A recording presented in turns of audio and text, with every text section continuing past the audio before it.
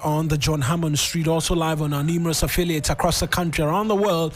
We're streaming live on 3news.com. Catch us on Facebook, where this bulletin is streaming live. The handle's 3FM927. Leave a message there. Trust will do the reading for you. Let's get into the top stories for you this evening. And President Mahama advocates for reforms to give Africa voice at United Nations as he describes UN Charter as outdated. We believe that veto power should not be restricted to only 5 nations, nor should it be absolute. There must be a mechanism in this House for the General Assembly to challenge a veto. No single nation should be able to exercise an absolute veto to serve its own interests in a dispute. Meanwhile, the president has been calling for an end to the Gaza conflict as he makes a return to the UN General Assembly. All of that and more if you stay with us here on the bulletin. Plus, power transmission under threat as Gridco reveals illegal miners are operating close to its towers, posing a danger to the entirety of the country and to the nation's grid. We have details of these stories, including business, sports, and entertainment, if you stay with us for the next 1 hour.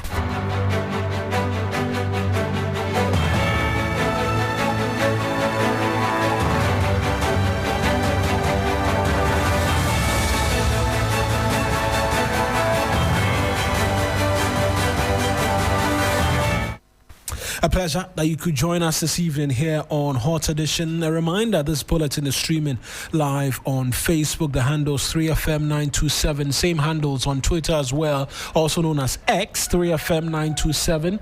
On YouTube as well, 3FM927. You find us there, follow, and send in a message for us. You can tweet at us with the hashtag Hot Edition or a personal tweet at Mawuena Eric, and trust I will do the reading for you. I am Eric Mawuena Egbeta, sitting in for Martin Asiedu Date. But let's get into our news summaries for the evening. Christabel Trevor is here with those details. Christabel, what do we have? Thank you very much, Eric Mawuena. First of all, President John Dramani Mahama has highlighted the benefits of Ghana's 24-hour economy initiative at the 80th United Nations General Assembly in New York. He said the policy is set to transform the economy, boost investor confidence, and restore public trust in leadership. He noted that when he assumed office in January 2025, the cedi was depreciating and inflation was on the rise. 8 months on, however, he reported that the local currency has appreciated against major currencies and inflation has dropped. Signs, he said, of Ghana's economic recovery under his administration. Gridco has warned that illegal mining near transmission lines poses a major threat to Ghana's power network, with some workers reportedly attacked during maintenance. Director of System Operations Engineer Hussein Adams cautioned that the situation could endanger critical infrastructure if urgent security measures are not taken. There is growing frustration and anxiety among parents and guardians who thronged the Ghana National Association of Teachers Hall in Accra to address challenges with this year's school placements. Many had arrived early hoping to secure solutions for the awards, but left the venue visibly disappointed. After hours of waiting, several parents complained that the process only left them with more questions than answers, deepening fears about their children's future. The placement system, which determines entry into SHS, has in recent years faced criticism over limited transparency and logistical hurdles, and this year happens to be no different. Finally, for many persons with albinism in Ghana, stigma, myths, and discrimination continue to hinder their full participation in society.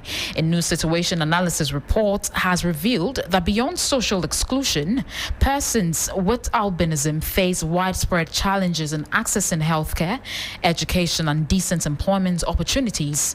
The report highlights how harmful cultural perceptions and systematic barriers combine to limit their rights and opportunities, calling for stronger interventions to promote inclusion and equal treatment. We have a lot more, and this on our website, 3news.com. Mawuena, over to you. Many thanks, Christabel, and we're going straight into it this evening because the president has told world leaders at the 80th United Nations Nations General Assembly in New York that the UN Charter is outdated and must be reformed to reflect today's realities. In a bold, blistering speech, the Ghanaian leader insisted that the current structure of the UN is tilted in favor of the permanent members of the Security Council while renewing Africa's call for permanent representation on that council. Madam President, the UN Founding Charter is outdated when it comes to representation in this August Assembly.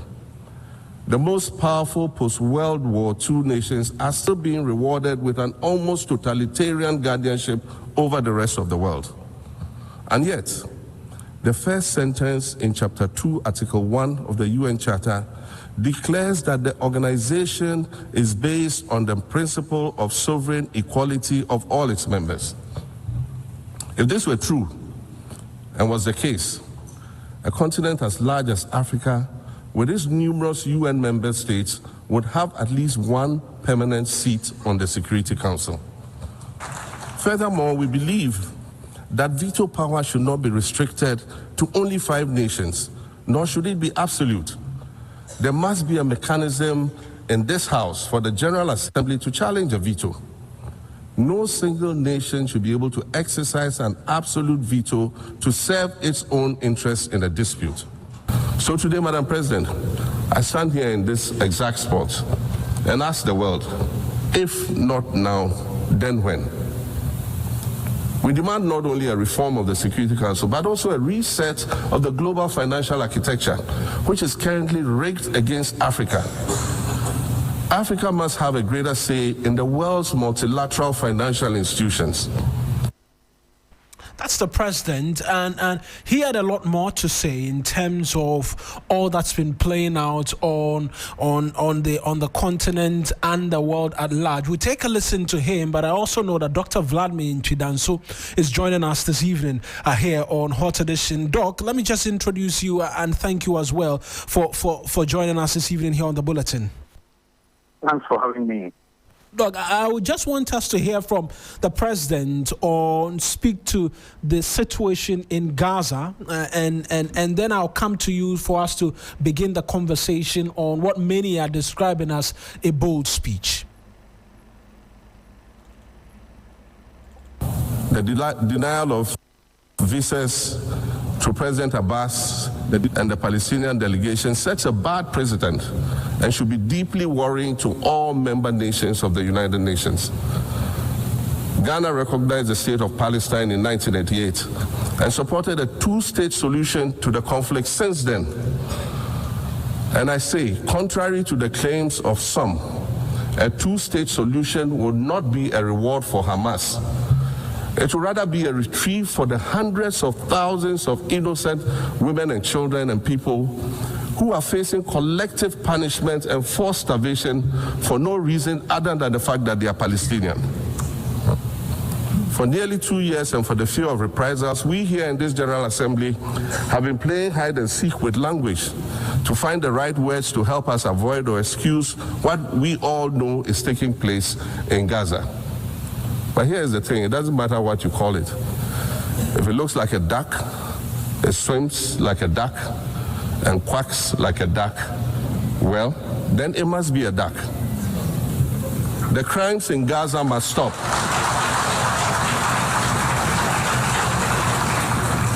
The crimes in Gaza must stop. And that's the president. Prof, Doc, I should say, I appreciate you again for joining us. Let's start off with your immediate reactions to the speech as delivered by the president. Well, as you might notice from the applause, it's a bold speech. In fact, Sarkozy himself was very much worried as to what he said and said Trump was angered by what he said. And he had to walk 30 minutes across the street. It's unfortunate that what is happening in the world today is because of the inaction of member states who are big powers. And the president made it clear what is happening in Gaza. A spade must be called a spade, and he made it clear. And I think I doff my hat for him for making it clear that what America did to Abbas was not acceptable. What the Charter says, the Charter infringement is so glaring. So he made it clear Our problem only lies with the fact that no matter how bold you are in talking about the United Nations, it becomes mere lamentations. Yes, Ghana recognized Palestine as far back as 1998. So we were far ahead of those countries which are now recognizing Palestine. And recognition means nothing. Today, even it doesn't. Why? Because we must carve the place for the Palestinians. We must have a territory. We must go ahead and get a territory for them, spell out the boundaries, and make sure that Israel is moved away from that territory. We haven't done that. And so it becomes mere lamentations. The question about the charter and the veto, this is not the first time Kofi Annan brazenly created a situation where he redefined security in such a way that Africa also participated. I remember most of us were part of the making of Ghana's position, which was adopted at Izulwini. The Izulwini consensus is the African position. And there we were talking about the veto. It became lamentation. It was thrown away. Why? Because there's a catch-22 over here. And President Mahama must lead Africa to clear away the catch-22. Whatever you do to the charter, whatever you want changed in the charter, will have to go back to the P5 for all of them to say yes. So the veto power is so powerful. So maybe we need a completely new charter. We all approve it before we throw away the old charter. So I believe that he has done so well. He's mentioned a whole lot of things, but they become orientation. We must take proper steps towards them. I didn't hear much about reparation. He mentioned it in passing. But Africa must now, in Luanda next week or so, we are going to have this reparation conference. And Ghana has been spearheading it. We had a conference in 2023 and 2025. So it looks as though Ghana is now taking what we call offensive diplomacy. And that is very, very important. I think he needs to be assisted by all Africa or the global south to be able to change the structure of global discourse.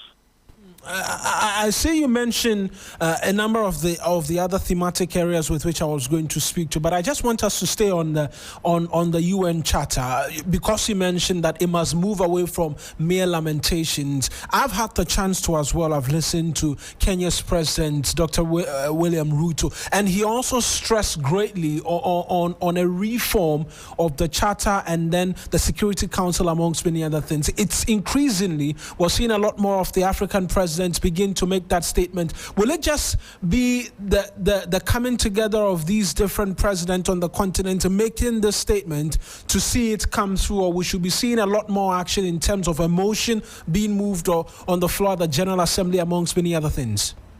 We should cut more friendlier countries of the South to be able to have a new global charter completely so that we get away from this. As I'm saying, amending the charter and giving Africa a representation on a veto representation doesn't change anything. So we are only just adding to the woes.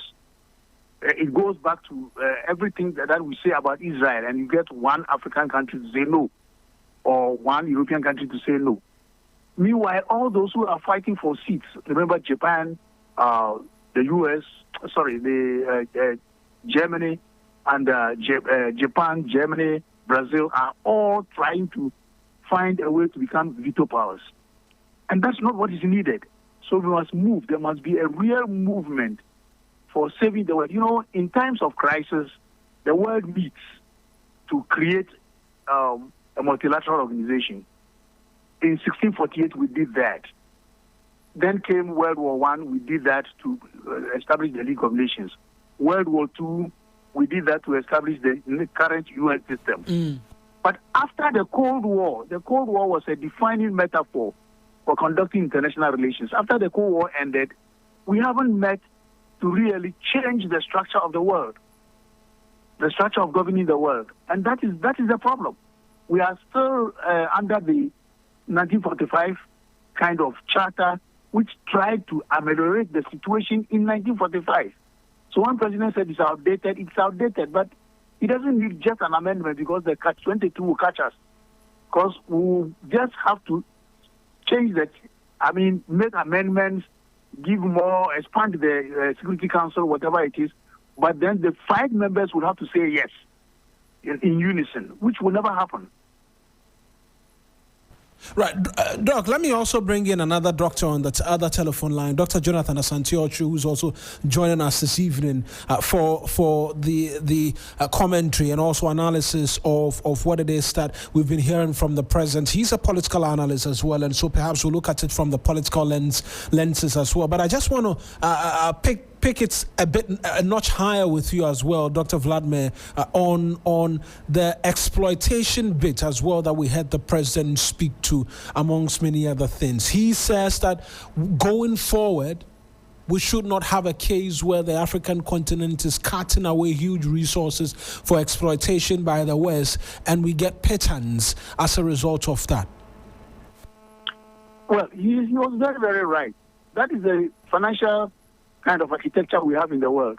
But as I've always said, and I've published a few articles on this, as I've always said, if it remains just lamentation, it will just remain. How is Africa ganging up together to ensure that this exploitation stops? Look at what the Association of Sahelian countries are doing. Action, action, action. And it's playing. They are getting it right.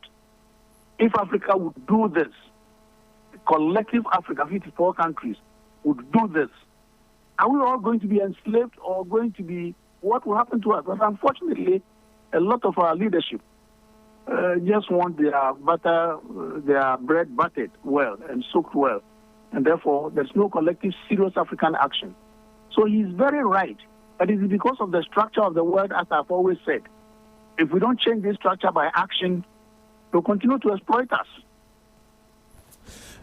Dr. Jonathan Asante-Ocho, I'll come to you now on what you've made of the president's speech and also what has been criticism of some sort from the minority, even before the speech, about the country's foreign relations and policy in perspective. Well, let me say good evening to your listeners and to your good self and my senior out there. I think that when it comes to the United Nations and the presidents that deliver various speeches, I think that they've all given some form of flamboyant speeches over the period. What remains to be done is the action bit. And an African continent in which even within West Africa, going to another West African country becomes a problem. And we still talk, on big issues. In actual fact, the issues that our president, has delineated over there, of course, they are spot on. In a situation where we all don't have the same rights in terms of vetoing, then it means that it's a bit problematic. But the other aspect of the same point, which I look at it from a cynical perspective, is the fact that if you do not put in much, if you don't have much to give at that place, then I'm not too sure you'll be among those who call the shots. It is often said that he who calls the piper calls the tune or something of that sort. And so we cannot only give flamboyant speeches not backed by our resources. Do we have that? We don't. The architecture of our economy is such that we are in perpetuity in some kind of debt. And so you have your people to lead, and they are hungry. So you are more concerned about the hunger of the people than to think big and to go beyond your station. In their case, they've been able to develop their economy in their country in such a way that the rest is just time for luxury. And they will be able to engage in things of that nature when you are here thinking about bread and butter. So if you look at it from all these perspectives, then you will see that we are by far at a disadvantage. That being said, this Israel-Hamas thing is a very sensitive thing altogether. you need to approach that with some kind of tact and finesse. One way or the other, when Hamas did the unthinkable, what I said was that they have beaten more than they can chew, and that Israel was going to retaliate more than in equal measure. And that is exactly what my prophecy has been. They have gone beyond their reach. Now, you see that when you go into the Israel-Hamas politics, you have to appreciate the fact that if a particular nation, every now and then, there is a refrain that they don't deserve to exist, they don't deserve to exist, then it means that they want to protect themselves. And that is all that they have done. If you look at it from a different perspective, in terms of where they find themselves on the map, the global map, Israel is playing in the Champions League. It should tell you that they have the protection, right, of the powers that be. And that in itself makes them occupy a very unique position in the architecture of global politics. I think that what the president said, the world leaders must sit down and ponder about some of these things. He really made some poignant points that I believe that in the global politics, it will take a long period for them to digest all the issues that he raised. I think that he really, really spoke well. They are spot on, but some of them indeed will rattle some tail or feathers. Right, let's begin to round up on the conversation, and I'll start off with you and then end with Professor Dr. Vladimir Nchidan. So on what needs to happen going forward now that we've made a lot of these bold speeches. Doc has begun to suggest that it needs to move beyond the talks, but in terms of structural ways where we can begin to benefit as a continent from these flowery speeches, what are your thoughts going forward as to what we can look forward to? Should I be the one speaking? Yes, you should, please. Okay. So the point is that we need to put our money where our mouth is. I don't think they will turn around our economy for us. They won't do it because it is not in their interest to have us developed or become a developed nation. It will have to take a conscious effort by African leaders and leaders, for that matter, to be able to do so. It will not be handed to us on silver platter. We have seen so many conspiracy theories that have been churned out by some academics from the West that we are supposed to be the producers of raw materials and they're supposed to be the producers of finished product. And so unless it is a conscious effort and not just mere rhetorics by leaders of Africa who come and go, we will still remain as we are. Look at the way we are destroying our environment, all in the name of what? All these things in the end, when there is a disaster, a disease outbreak, what happens to us? We will still go out there asking and begging for something. But if we are not able to look inward and ensure that the right things are done, we don't eschew politics.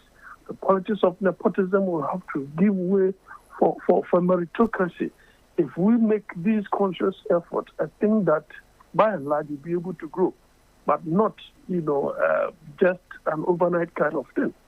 It should be something. The petty politics is just too much. And if we do not see the larger picture, that it is not everybody who will have to be president, and that if one becomes, everybody must support to ensure that we grow, then I think that we'll just be going to the UN on a regular basis and be making beautiful flowery speeches that do not end anywhere. Dr. Santiotre, I appreciate you. Let me end with Dr. Vladimir Nchidan as well on this. And I mean, you've started speaking to a number of them, but in terms of persons who might not be familiar with how or what steps can be taken for some of these demands to begin to take concrete shapes for the continent to benefit, what are some of the things we can look out for? Look, we have, if lip service to most of the things that we should do. The AU has been very lethargic where African issues are concerned, and we don't take bold collective actions.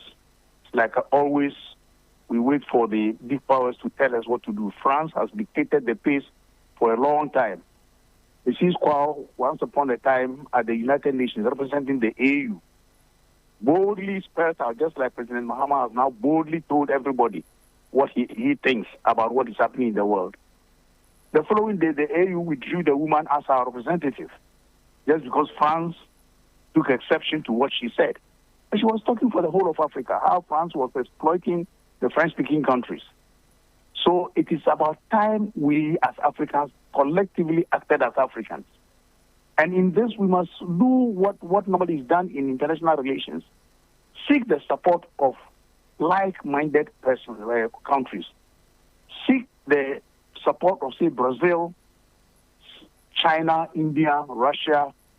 And you see, what China is doing is that China is showing itself big because it has the support now of Brazil, India, Russia, and they are even thinking about creating another World Bank, kind of.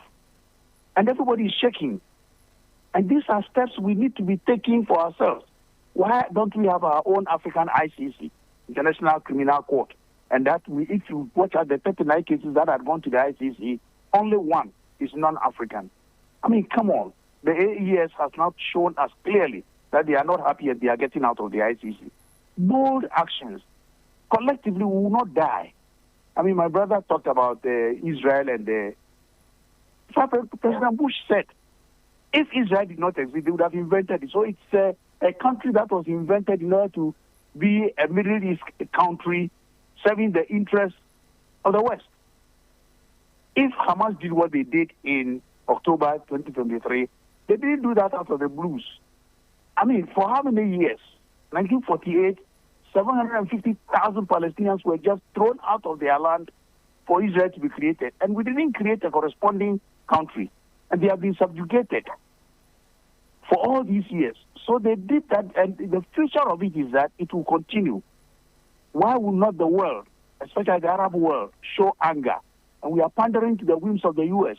What did Iraq do before we attacked Iraq as a collective in 2003? What is, Israel doing? It's clear. An army well armed to the teeth fighting innocent persons without guns. Children, old age people, women being slaughtered. So we cannot sit now. Africa should take a collective action. Just like President Mahama was lamenting, there must be an action. In 1978, we took an action. The whole of Africa boycotted Israel. And it went down very well. So I believe in action. I believe in something that should show that we are angry. But these lamentations will go nowhere. We've lamented. Next year we'll go and lament again. Doc, thank you very much for speaking to us. That's Dr. Vladimir Chidanso speaking to us as well this evening here on Hot Edition, here on 3FM 92.7. And we'll get into a bit more details away from this particular subject matter onto the subject of Galamsey, because you would not believe this. Now, the Ghana Grid Company, Gridco, is raising grave concerns about growing threat of illegal mining and what it is posing to the country's electricity transmission network. Now, during a visit by Parliament Energy Committee, Gridco management revealed that activities of illegal miners near transmission lines have become increasingly dangerous, with some Galamsey operators allegedly attacking and even shooting at personnel during maintenance work. Director of Systems Operations at Gridco, Engineer Hussein Adams, warned that if urgent security measures are not provided, the menace could compromise critical infrastructure. Now, he urged the public, particularly encroachers, to stay clear of transmission lines, warning that such practices not only disrupt Gridco's work, but also pose severe risks to the country's energy mix. And we can hear from him right now. In fact, it's near disaster. Because, as we talked about, the line right of way, you need to clear it so that when you need to do maintenance on the line, you can go there. Now, the right-of-way clearing becomes lucrative to galamseyers. And in a number of areas, our people go and see that overnight, people come and do their galamseying activities very close to our towers. Now, the towers, you see them as just steel members, but they are carrying a lot of forces and weights. And so the foundation is really calculated. In fact, they do a lot of studies on the ground to design. Every tower foundation is different, depending on where it is. And I'm sure these galamseyers don't know, but as you encroach close to the lands, we are coming to the point where, in fact, there are some towers that we have had to rush in to do some intermediary reinforcements. Unfortunately, there are some areas that even when our maintenance teams are going, they get shorter, and some of them have had to run away. And so we are trying to see and leverage and get engaged, because in those areas it's getting to points where RICO alone cannot manage. And so we need support from all the forces to be able to achieve. And so that is one of the managers at Gridco. He is the director of system operations at Gridco, engineer Husseini Adams. Let me bring in my colleague, Joseph Armstrong Gold Alogbe. He was following that parliamentary select committee on their tour. Armstrong, were you able to visit some of the sites to see for yourself what the damage is? Talk to us about these revelations and the reaction from the committee as well. So, Mawuena, today's visit just took us to the Gridco office at Tema. We did not go to the real site where the galamsey activities is affecting works of these Gridco personnel. We just went to the office just for working visit, but there are plans to visit some of these areas that the Deputy CEO actually spoke about for us to see for ourselves and see the extent of damage and how serious this extent of damage is causing the workers of Gridco Minor. And what was the reaction of the select committee when these revelations was made bare? So this is an issue of galamsey that all of us are aware, and so the select committee indeed said that now we've gone beyond galamsey activities just affecting our water bodies. This time around is no longer affecting our water bodies, but it has gone beyond the water bodies and also now trying to destroy the very energy, the power that is being transmitted into our homes, so that if we allow these illegal miners, popularly known as galamseyers, to continue with their activities, a time will come you go home and you don't have light, because the pylons that carries the light transmitting to your house will all be affected by the activities of the illegal miners. So the chair of the parliamentary select committee, that is Honorable Emmanuel Bejra, they said that it's about time that we take more serious efforts to ensure that issues of illegal mining is tackled head on. Honor.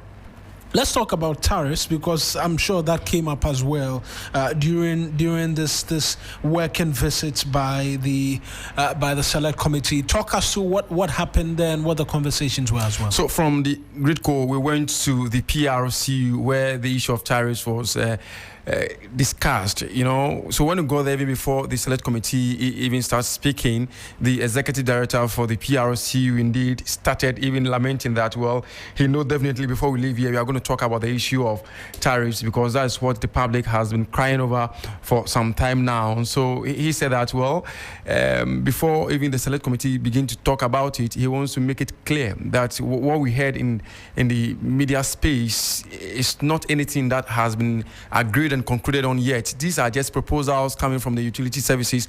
Hence, they are now engaging the public on whether or not, well, there's a need to increase the tariffs to that percentage. That is over 225 or 200 plus percentage. So he is saying that this is just proposal coming from the utility services, and that they are yet to engage the public and see if there's a need for them to come up with this increment. But then again, the members of the committee did not take it lightly at all, because according to them, all members of parliament, particularly those on the energy committee, were being heckled by their constituents that we know you are part of this committee. What is happening? Why you just took over office and here you are increasing?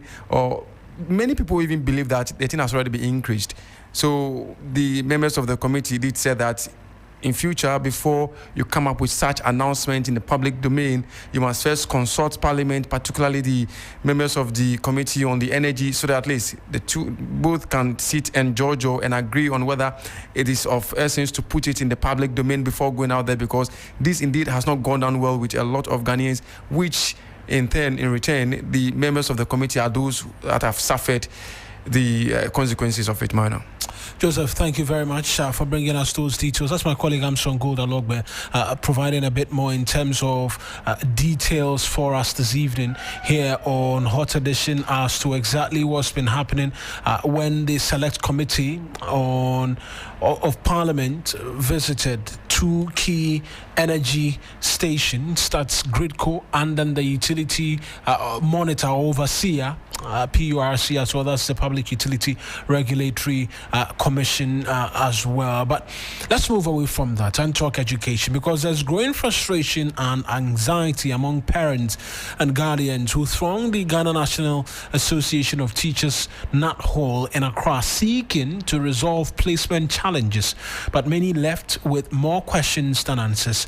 Noura Mohammed was at the NAT Hall and reports that what was meant to be a structured process is increasingly becoming very, very chaotic. It's been more than a week since the release of the school placements by the Computerized School Selection and Placement System, CSSPS, and thousands of students who could not be placed or who were wrongly placed have trooping from across the country to the NAT Hall to resolve their problems. Now, over the week, we gathered that some of the problems included the placement of male students in all-girls schools and vice versa, changing from lower grade schools to upper grade schools, and changing schools within the same grade level but to another region. Calling for a decentralized system, one father could not hide his frustration with the ongoing resolution process. This placement issue started over a decade ago. We should have learned something from this. We are still repeating the same mistakes. This particular placement exercise should be decentralized so that at least people can do it. It shouldn't be centralized at one place. When it happens like that, we don't have, let's say, one or two people trying to place everybody. And we are many. Look at the population. Emilia Aye, whose ward has special needs and cannot attend boarding school, says her child has been placed in one regardless. Pachomeha say, in school placement nearby and the third choice school demand STEM school. My child was given her third choice when the placement was released, but we wanted a day school in the STEM program around the area. We reached out to the school and we were told to come to NAT Hall. When we came, they told us that school wasn't part of her choice, so they cannot change it. But my child is asthmatic and cannot be allowed to go far from home. But Akwano was special case, a meeting or asthmatic meeting man in far place. And see, me hope we send come back to me abuana. Another parent, Philomena Tamaklu, who complained about the long wait time and wrongful placement, says her issue was eventually resolved. We have been here for long, and we were asked to get a letter from the school my child got. But the school he was given was not of his choice. He chose an auto mechanic course, but was given a different course in Prestia. He chose an auto mechanic course, but was given a different course in a school in Prestia. But God being so good today, they changed it for us. Now the process continues until October 18th. When students are slated to report to school. But until then, we'll keep a close watch to see if things ease up a bit in the subsequent days. That's Noura Mohammed with those details. Meanwhile, the Education Ministry says it has taken steps to streamline the activities of parent-teacher associations across the country. New guidelines are set to be rolled out to regulate how PTAs operate within schools, which is aimed at ensuring they effectively complement government efforts in maintaining a smooth and conducive academic environment. Education Minister Haruna Iddrisu made this known while addressing the media in the capital, Accra, and we can take a listen to him. In every social group in Ghana is one that is to be shared, where parents support teachers and teachers support parents. For us, PTAs are to support improve learning outcomes and to provide for safe, secure learning environment. And I'm saying this by extension to every other civil society input in the provision of education and in the pursuit of policy. That's the Education Minister, Haruna Idrisu. And now, from January 2026, a national pet vaccination card will be issued for every vaccinated dog or cat by the Veterinary Services Department. This will make rabies vaccination mandatory nationwide and ensure proper tracking, harmonized reporting, and reliable national data generation. Chief Veterinary Officer Dr. Emmanuel Alejikujo addressed journalists in Accra as Ghana joined the world, or the rest of the world, to mark World Rabies Day. 16,250 adults and 4,715 children from religious bodies have been sensitized through 99 churches and 22 mosques as faith-based platforms, while millions of community members have been reached through 72 media outlets to ensure sustained rabies prevention and contribute to the global agenda of zero human deaths from dog-mediated rabies by the year 2030. The Veterinary Services Directorate is introducing and reinforcing the following measures. 1. Mandatory vaccination and certification. I'm glad to announce to all that from January 2026, a national pet vaccination cards will be issued for every vaccinated dog or cat by the VSD. Private veterinary services provided. This measure will make rabies vaccination mandatory. That's Dr. Emmanuel Alejikujo. Is a chief veterinary officer addressing the media in the capital, Accra. Will end with the United Nations or the United Youth Initiative for Africa, which has launched the Ghana Youth Climate Action Roadmap, described as a blueprint of ambition. It was developed by youth from across all 16 regions of the country and outlines pathways for advocacy, green entrepreneurship, skills development, and community-level climate solutions. There's more in this report put together by my colleagues.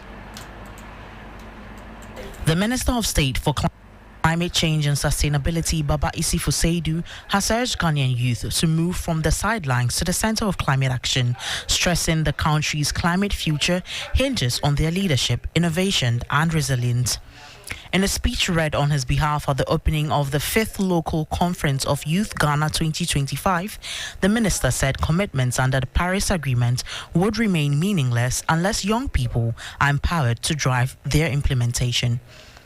Launching the roadmap, the minister indicated it shows the world that Ghana's young people are not waiting on the sidelines but are stepping forward to shape their own future. Meanwhile, the lead convener of the conference, Noah Bugri, underscored the importance of the gathering in amplifying the voices of young people across the country on climate change. Bugri noted that the conference has made significant strides, including the establishment of the Youth Climate Council, which serves as a governing body for youth organizations in the climate space. Basically, we have connected what donor priorities are. So what are the donors looking to do in the space? Say UNDP, IOM, or whatever we have. And also diplomatic missions like the embassies and all. We've decided that we wanted to consolidate what they are looking to do from now to 2030. And then secondly, also the decision was to also find out what is government trying to do in the environment space for the next 4 years. Once we decided this, we were able to find synergies between these two, and then we developed what we call pathways that the youth can follow. Co-founder of the Mountain Research Institute said e-waste could fetch the youth more money and therefore encouraged policy shift. It doesn't matter whether they are in Ghana or India, the value is the same. So the student, you students sitting from Presec, when you see a sachet lying on the ground or a television casing lying on your campus, how do you see it? As a waste or as a resource? You think that is waste because water can collect inside and mosquitoes, so we have to carry it and go and throw it away or set fire into it. The scrap dealer sees it as potential avenue for money making. That was a report put together. I mentioned that was our last, but there's some news just coming through where a 45-year-old man has been apprehended by the Greater Accra Regional Police for impersonating a soldier. The suspect, who was found wearing military gear and extorting money within the Aboso-Kai enclave. According to sources, the individual was found for the past 2 months going around where his suspicious behavior raised red flags. Further investigation revealed that he had no affiliation with the military. The Greater Accra Regional Director of Public Relations, Juliana Obing, urged the public to be vigilant and report any suspicious activity to the police. Let's hear from her. On 19th May 2024, the police received information about a violent incident at a residence. Officers proceeded to the scene and found a 39-year-old female identified as Alberta Hagan, together with her 3 children, all lying in a pool of blood in their room. Police inspected the bodies and detected that one of the children was alive, but with multiple deep cuts on his head and blood oozing from his ear. Also, apologies for the wrong sound insert, but we'll bring you Juliana Obing's sound a lot later. But right now, we can make way for the very latest from the world of sports here on the bulletin, as with regards all of the matters that's been happening to you. But even before sports will make their way here as well, business is the latest to bring us the very latest, and then we'll get details from there pretty shortly as well. But even as we wait to do that, let's hear from President Mahama one last time on outdated funding challenges, amongst many other things, during his address earlier on today. The United States in Gaza must stop.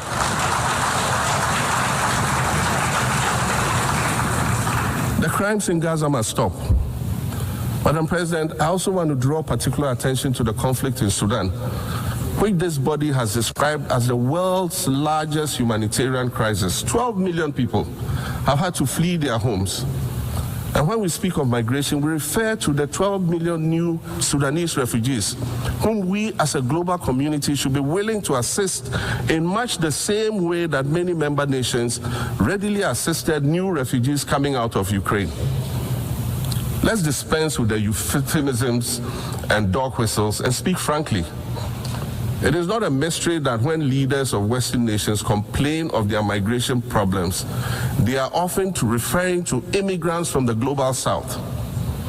But many of those immigrants are climate refugees.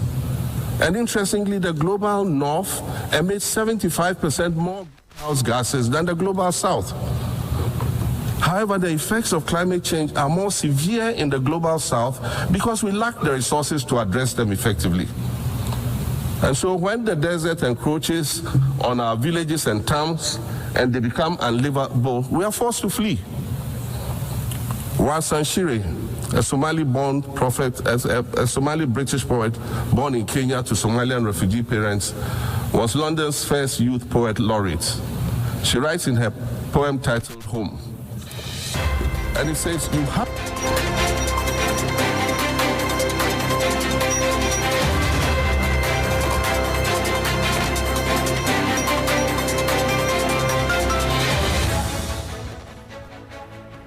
Hello, good evening. Welcome to Business Segment on Hot Edition.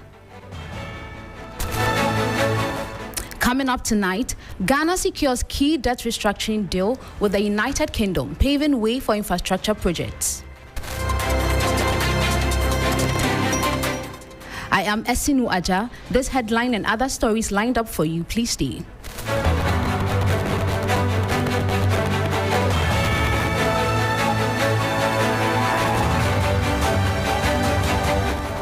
Ghana has signed a bilateral debt restructuring agreement with the United Kingdom, a deal worth $256 million.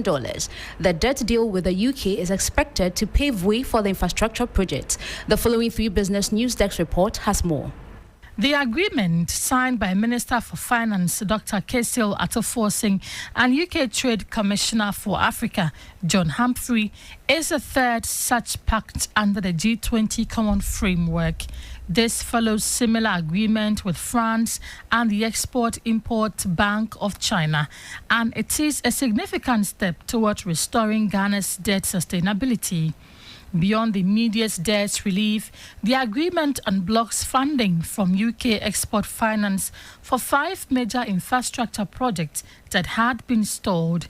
These projects are Bogatanga Boko Palmer Chrome Road Project, modernization of the Konfanochi Teaching Hospital, Obechabi Lamte Interchange, and Ancillary Works Project Phase 2. Construction of Phase 1 of the Tema Aflao Road project and redevelopment and modernization of Kumasi Central Market.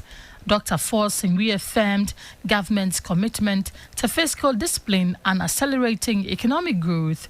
For his part, UK Trade Commissioner for Africa John Humphrey praised the deal as a landmark in Ghana-UK relations, emphasizing that it shows international confidence in Ghana's 24-hour economy and big push initiatives. And that was a 3 Business News Desk report on Ghana securing key debt restructuring deal with the United Kingdom. Now to more stories.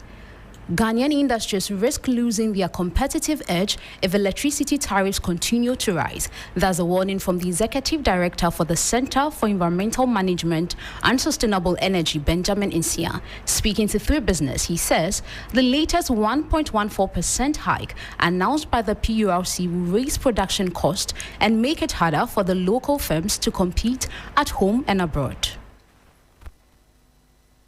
The Public Utilities Regulatory Commission has announced a 1.14% increase in electricity tariffs effective October 1.